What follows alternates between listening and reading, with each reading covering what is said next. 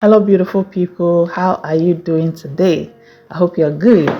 In today's video, we'll be making lump-free amala the easy way without much stress. This method works all the time. Now let's get into it. In my dry pot, I sift in 3 cups of amala flour. I used amala dudu, the black one. You can use any amala and it works just the same. And look at what I sifted out. You have to discard this. And I added in 2 cups of room temperature water, and we're going to stir this to bring it together. We're stirring this without the heat on.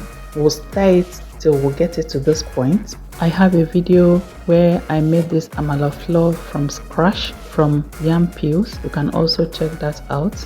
And I brought in 2 cups of hot water, very hot water, and we'll start stirring this still without the heat on, and we'll stir it to get it to this point. And I'll put on the heat, and we're stirring this on very low flame. We'll keep stirring this. At some point you're going to see lumps like this. Don't deter, trust the process, you'll get it right. We'll keep stirring till we get it to a point like this.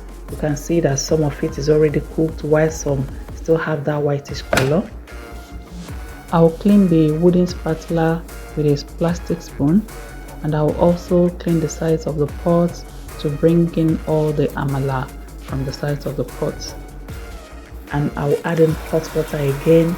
Now I added in 2 cups of hot water, and I'm going to break up the amala just like I'm doing, so that it will have room to cook. It will have room for the heat and the water to penetrate it. Clean the sides of the pot because they are all part of our amala.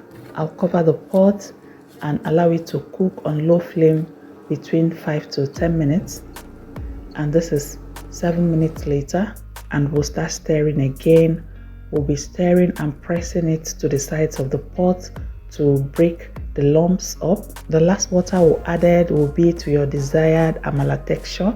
Some want theirs extremely soft, while some want theirs medium. If you want yours extremely soft, you will have to add in more water to get it to that soft texture you want.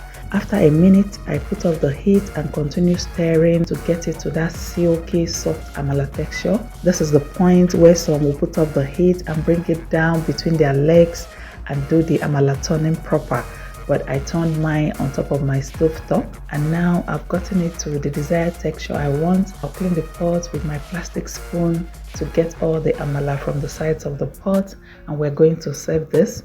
If I'm to eat this amala immediately, which I always prefer because it's very hot at this point, I will serve it in a plate directly like this and enjoy it with any soup of choice. But if I'm to eat it at a later time, I'll tie it in a nylon bag like this, and I'll twist it, keep it till when I want to use it. That way it will not lose moisture and it will have this amala form. Amala is enjoyed by the Yoruba people of Nigeria in West Africa. It's a healthy meal, it's rich in fiber, and it can be enjoyed with different soups. One good thing to note when making amala is that you have to turn it really fast. You have to turn it vigorously really fast. There is no time wasting here.